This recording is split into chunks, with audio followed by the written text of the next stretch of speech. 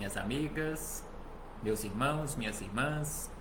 É com satisfação que aqui nos encontramos mais uma vez, reunidos em nome do Senhor Jesus, neste ambiente virtual, nesta sala de aula, nesta busca incessante por conhecermos a verdade, para nos libertarmos das trevas da ignorância. Por isso, mais uma vez agradecemos, e é preciso que agradeçamos constantemente a Deus pela dádiva da vida, este patrimônio maior que o Senhor nos concedeu pela eternidade. Agradeçamos a Deus por mais esta oportunidade no corpo físico. Agradeçamos a Deus por aqui nos encontrarmos, realizando novas experiências neste maravilhoso laboratório das almas, neste maravilhoso educandário das almas, porque aqui nos encontramos realizando novas experiências, aqui nos encontramos em processo de educação ou de autoeducação. E para isto, Jesus veio à Terra nos auxiliar neste processo. Jesus, na condição de mestre dos mestres, educador dos educadores, veio à Terra para nos ensinar a religião do amor, nos ensinar o caminho que leva para a verdade, que leva para a vida. Agradeçamos a Jesus, agradeçamos aos espíritos amigos pelo amparo, pela proteção, pela assistência que sempre tem nos dado ao longo da nossa trajetória, estes abnegados mensageiros do Cristo que constantemente estão caminhando conosco, nos auxiliando nestes processos de escolhas. Gratidão a eles, gratidão a Deus, gratidão a Jesus, gratidão a todos vocês que constantemente se fazem presentes. Muito obrigado por sua presença. Muito obrigado por sua participação. Sejam todos bem-vindos, sejam todas bem-vindas mais uma vez para mais este momento, mais este estudo sistematizado de o Evangelho do Cristo à luz da doutrina espírita. Recebam todos e todas o meu abraço fraternal e de imensa gratidão. Então hoje trouxemos para as nossas reflexões, seguindo a sequência cronológica do estudo que estamos realizando de O Livro dos Espíritos, hoje teremos a questão número 162, que se encontra na parte 2ª, capítulo 3º, da volta do espírito à vida espiritual após extinta a vida orgânica, após extinta a vida no corpo físico. E esta questão 162, conforme havíamos dito no nosso último encontro, é a última questão do item que trata acerca da separação da alma e do corpo. Então, neste item 162, Kardec, aprofundando as reflexões acerca desta separação, este rompimento dos laços que unem o espírito ao corpo físico, ele questionou exatamente acerca da morte violenta. Então aqui ele questionou mais especificamente acerca de um processo, acerca do processo de desencarne por decapitação. Então aqui ele formulou neste item 162 o seguinte questionamento: após a decapitação, por exemplo, conserva a criatura humana por alguns instantes a consciência de si mesmo? Será que a consciência ela é mantida numa situação desta por algum tempo após o processo de decapitação? Neste caso, a pena de morte que era executada naquela época em muitas regiões, em especial na França. Por isto, deste questionamento formulado por Kardec, porque até então e até bem recentemente na França ainda existia a pena de morte, neste caso por decapitação. Então, por isso, Kardec formulou este questionamento: após a decapitação, a criatura humana permanece por alguns instantes com a consciência de si mesma? E aí os espíritos amigos responderam da seguinte maneira: não raro a conserva durante alguns minutos, até que a vida orgânica se tenha extinguido por completo. Então aqui eles dizem não raro, ou seja, não são em todas as situações, em todas as criaturas, de uma forma generalizada. Então, em algumas situações, conserva sim por alguns minutos, não raro, a conserva durante alguns minutos até que a vida orgânica seja completamente extinta. Mas, eles lembram, mas também, quase sempre, a apreensão da morte lhe faz perder aquela consciência antes do momento do suplício. Então aqui eles falam que quase sempre, ou seja, na maioria das situações, a depender do estado evolutivo de cada um, a condição evolutiva de cada criatura, a apreensão da morte lhe faz perder aquela consciência antes mesmo do processo de suplício, ou seja, antes mesmo da decapitação.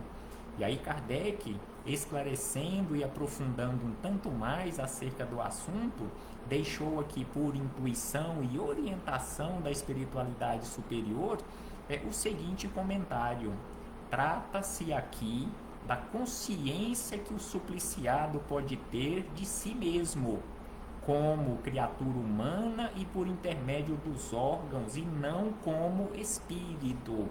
Então, consciência de criatura no corpo físico e não na condição imortal do espírito. Se não perdeu essa consciência antes do suplício, pode conservá-la por alguns breves instantes. Ela, porém, cessa necessariamente com a vida orgânica do cérebro, o que não quer dizer que o perispírito esteja inteiramente separado do corpo. E aí ele acrescenta: ao contrário, em todos os casos de morte violenta, quando a morte não resulta da extinção gradual das forças vitais, aqui ele esclarece um tanto mais, que em todos os casos de morte violenta, que são naquelas situações em que a morte não resulta da extinção gradual das forças vitais, mais aferrados, mais aderentes, mais firmes são os laços que prendem o corpo ao perispírito e, portanto, mais lento o desprendimento completo. Então, naquelas situações, conforme já estudamos, de morte violenta, e não pelo processo de falência múltipla dos órgãos, pelo processo natural de a vida ir se extinguindo organicamente falando, lentamente, neste caso, os laços são mais fortes, são mais tenazes, porque estão com todo o seu vigor. Ou seja, no caso de morte violenta e não pelo processo natural. Então é por isso que Kardec lembra que em todos os casos de morte violenta, ou seja, quando a morte não resulta da extinção gradual das forças vitais, mais fortes são os laços que prendem o corpo ao perispírito ou ao espírito. Consequentemente, mais lento é este processo de separação da alma e do corpo. Então, assim, fechamos este parêntese com esta citação da questão 162 para chegarmos nos comentários de Miramês, na coletânea de livros Filosofia Espírita, capítulo 9, do volume 4, em que ele deixou aqui os seus comentários acerca desta questão 162, que tem como título A Alma e a decapitação ou a morte violenta. Então aqui Miramês, ele começa os seus comentários lembrando exatamente da França naquela época, quando da codificação da doutrina espírita em relação à pena de morte.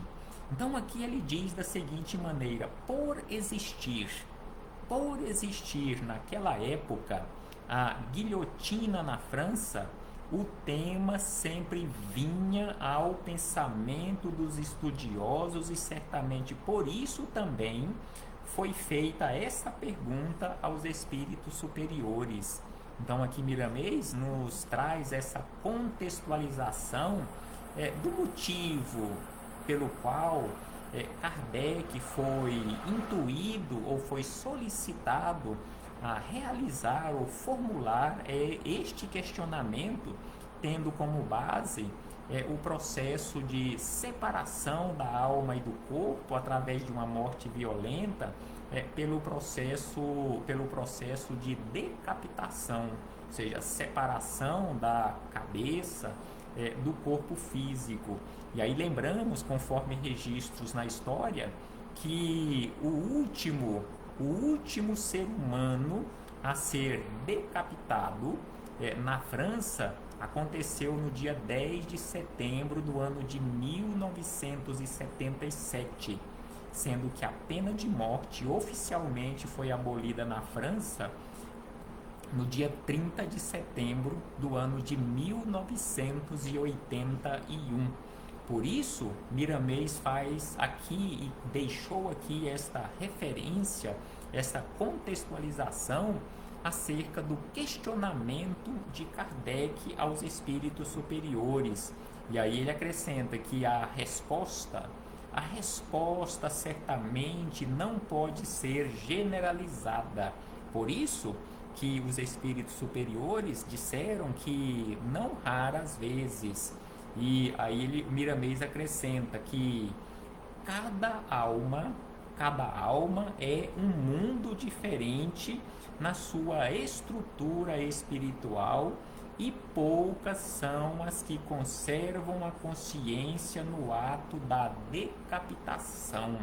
Então aqui cada alma é um mundo à parte, é um mundo diferente, porque somos individualidades, nenhum de nós é igual ao outro, cada um é diferente. É como se Deus, este artesão perfeito por excelência, tivesse feito cada um de nós e, simbolicamente falando, jogado a forma fora, porque nenhum é igual ao outro. Então, cada alma é um mundo diferente, é um mundo diferente do outro na sua estrutura espiritual, e poucas são as que conservam a consciência no ato da decapitação. Alguns espíritos, lembra Miramês, de acordo com a escala de despertar da alma, perdem a consciência sem que possamos determinar quando isto ocorre. E aí ele acrescenta que havia espíritos encarnados que somente em saber que a sua cabeça iria para o balaio do carrasco, começavam a sofrer e, ante a visão do aparelho assassino, perdiam logo a consciência, indo acordar somente depois de muito tempo no mundo espiritual. Então assim, Miramês nos lembra que nesta época e nestas regiões onde existia, em algumas regiões ainda, as pessoas infelizmente aplicam a pena de morte, mas aqui ele nos fala que alguns espíritos, ao saber que iria passar por este processo de, digamos assim, de sofrimento, este meio de deixar o corpo físico através de uma pena de morte pelo processo da guilhotina, ele entrava em um estado de desespero tal que perdia a consciência bem antes de acontecer o processo de decapitação, e que ele, o espírito, só voltava ou recobrava a sua consciência, só acordava muito tempo depois no mundo espiritual. E aí ele acrescenta que o suplício é uma prova na qual a dolorosa lição, via de regra, aí ele lembra que via de regra, não é para todos os casos, mas via de regra, serve de resgate redentor como karma que só o passado pode explicar. A guilhotina foi responsável pelo rolar de muitas cabeças que no passado fizeram compromissos com as trevas.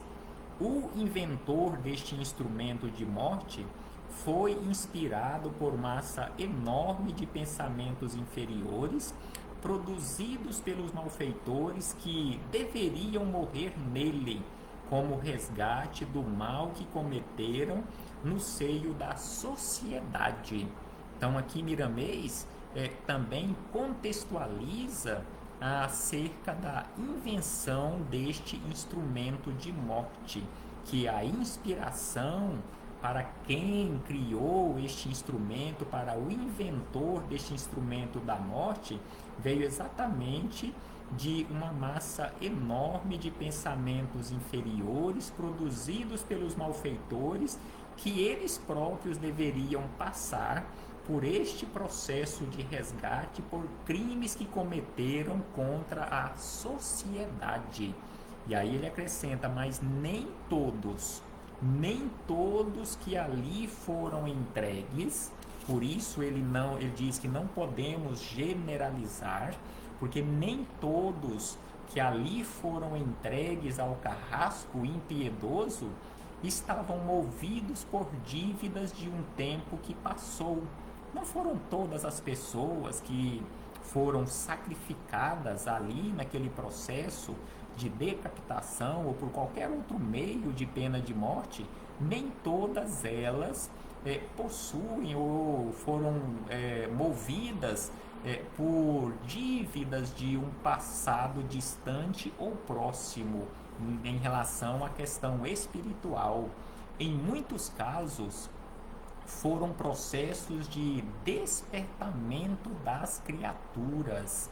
Então, assim, Miramês nos lembra acerca desses instrumentos na condição espiritual que pediram, que solicitaram este processo de desencarne, ou este meio de desencarne, para despertar outras consciências, mas que ele não tinha dívida para ser resgatada por aqueles meios.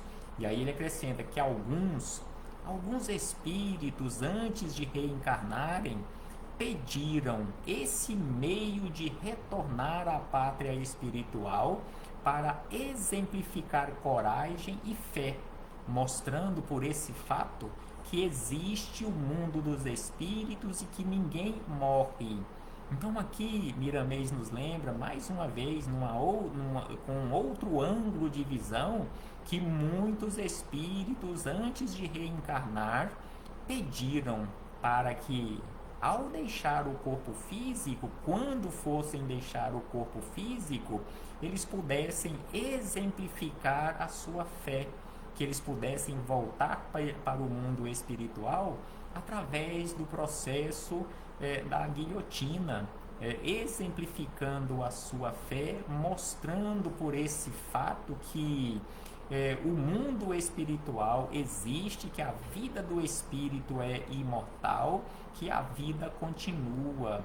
Para o espírito evoluído, acrescenta Miramês, para o espírito evoluído, qualquer morte, qual for o processo pelo qual ele venha se submeter, é um simples acontecimento.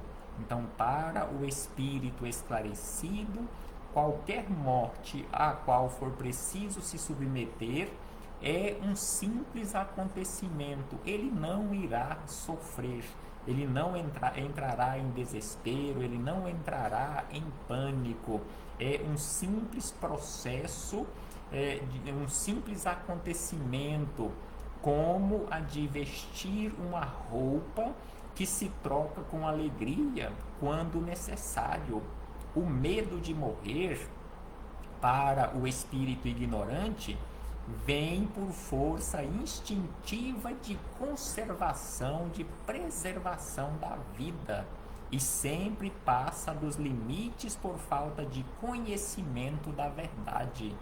Então aqui ele nos lembra que, via de regra, para a maioria de nós, nesta condição ainda de ignorantes em relação a este conhecimento da verdade, nós temos medo da morte pelo um processo normal, pela uma situação natural, pela uma força instintiva de preservação da vida, a continuidade da espécie, mas que neste caso, também por ignorância, nós passamos dos limites neste medo de morrermos, simplesmente por desconhecermos a verdade.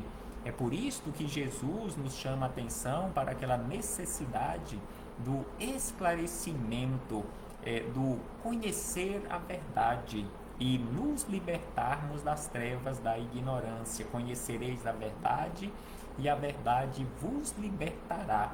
E aí Miramês, na sequência, ele nos lembra mais outras situações, inclusive citando espíritos nobres que, ao deixarem o corpo físico, foram tranquilamente, mesmo que neste caso o nome que ele cita não deixou o corpo físico pelo um processo de morte violenta, nem tampouco pela decapitação. Então aqui ele lembra que o espírito pode ficar ligado ao corpo por horas, por dias, por meses, por anos a fio. Isso nós já estudamos em outros encontros, quando começamos a estudar acerca da separação da alma e do corpo, se isto acontece instantaneamente com a cessação da vida orgânica. Então aqui ele lembra que o espírito pode ficar ligado ao corpo por horas, por dias, por meses ou até anos, independentemente do processo pelo qual ele deixou ou está deixando o corpo físico, mas sim de acordo e em acordo com a sua condição evolutiva, o seu esclarecimento, o seu conhecer mais ou menos a verdade. E aí ele nos lembra da seguinte maneira, que depende, neste caso, do seu esclarecimento, da sua elevação. E aí ele nos cita Francisco de Assis, que no caso de Francisco de Assis, por exemplo, ele deixou o corpo como se deixa uma roupa usada e suja, com plena consciência do seu estado de vida, na sua lucidez imperturbável.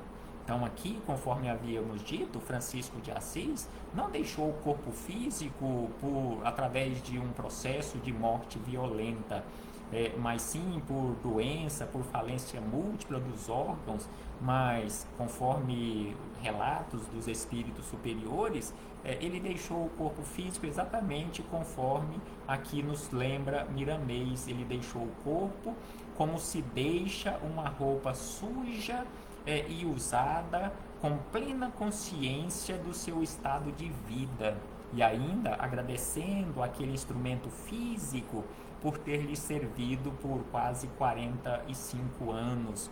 Então, conforme aqui ele nos lembra do desencarne de Francisco de Assis, e conforme registrado na sua biografia, ele deixou o corpo físico na cidade de Assis, na Itália, no dia 3 de outubro do ano de 1226. Então aqui ele nos faz este lembrete, nos deixou esse lembrete acerca de Francisco de Assis, e ainda acrescenta: assim aconteceu com vários outros missionários que vieram à Terra por misericórdia de Deus. Então não só com Francisco de Assis, mas com vários outros missionários que vieram à Terra por misericórdia de Deus, nos auxiliar neste processo de despertar, nos mostrar acerca da continuidade da vida, nos chamar a atenção acerca da coragem da fé. E ainda ele diz que morrer para estes espíritos esclarecidos, na linguagem humana, é viver, não lhes preocupando a forma.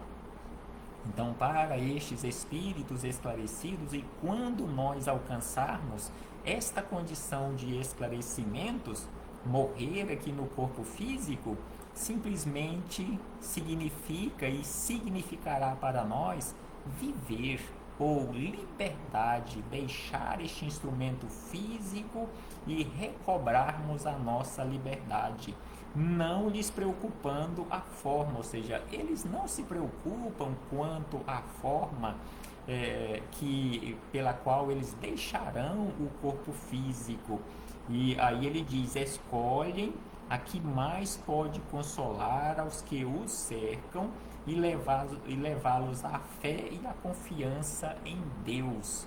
Então aqui ele nos lembra que estes espíritos missionários, antes de reencarnarem, eles escolhem o processo de desencarne exatamente aquele que possa mais nos consolar, bem como nos levar à fé e à confiança em Deus, ou seja, nos despertar de uma forma geral.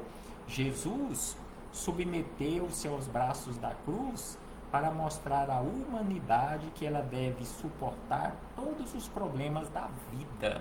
Então aqui ele nos lembra Jesus de Nazaré, que ele se submeteu aos braços da cruz exatamente para mostrar a toda a humanidade que nós devemos suportar os problemas da vida com coragem, com fé, aprendendo sempre que a dor desabrocha nos corações muitos poderes, que as portas do céu se abrem pela dor bem compreendida.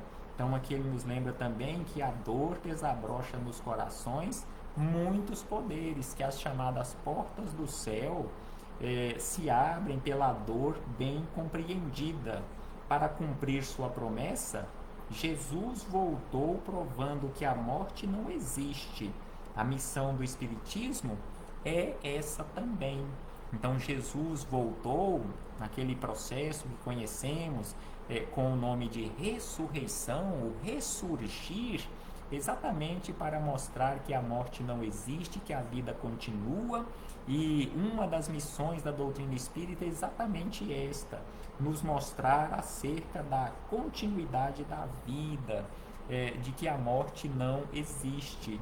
E aí Miramês encerra estas reflexões ainda nos chamando a atenção: seja como for, não importa qual seja ou qual venha a ser o processo pelo qual deixaremos ou iremos deixar o corpo físico, seja como for e como devas passar para o lado de cá, Miramês falando na condição de espírito desencarnado. Então, seja como for e como devamos passar para o outro lado da vida, simbolicamente falando, ou seja, para o mundo espiritual, venha com confiança. Então, assim, Miramês nos conclama que não importa qual meio ou qual seja o meio pelo qual deixaremos o corpo físico, voltaremos para o mundo espiritual, mas precisamos voltar à nossa verdadeira morada com confiança, não desesperarmos, mas tenhamos confiança, tenhamos fé em Deus, tenhamos a certeza que nada que Deus criou perecerá, continua vivendo sempre. E a vida é este processo natural. Ora nós estamos aqui no corpo físico, nós que já chegamos a esta condição, ora nós estamos aqui no corpo físico vivenciando uma experiência humana, Ora, nós estamos no mundo espiritual, fora deste corpo físico, mas a vida continua e continuará sempre palpitante em todos os ambientes dos universos sem fim. Que possamos refletir acerca disto, meus irmãos e irmãs, e tenhamos certeza quanto à misericórdia, quanto ao amor, quanto à justiça de Deus. Que o Senhor Jesus nos envolva e nos ampare, que os espíritos amigos, estes mensageiros, estes missionários da luz, possam nos auxiliar sempre nestes processos de escolhas que precisamos sempre realizar para a nossa melhoria, e que possamos ter sempre aquela boa intuição, e sendo sempre bem intuídos para realizarmos as melhores escolhas para a nossa melhoria. Um abraço fraternal a todos e a todas, em nome do Senhor Jesus. Até breve, meus irmãos e irmãs.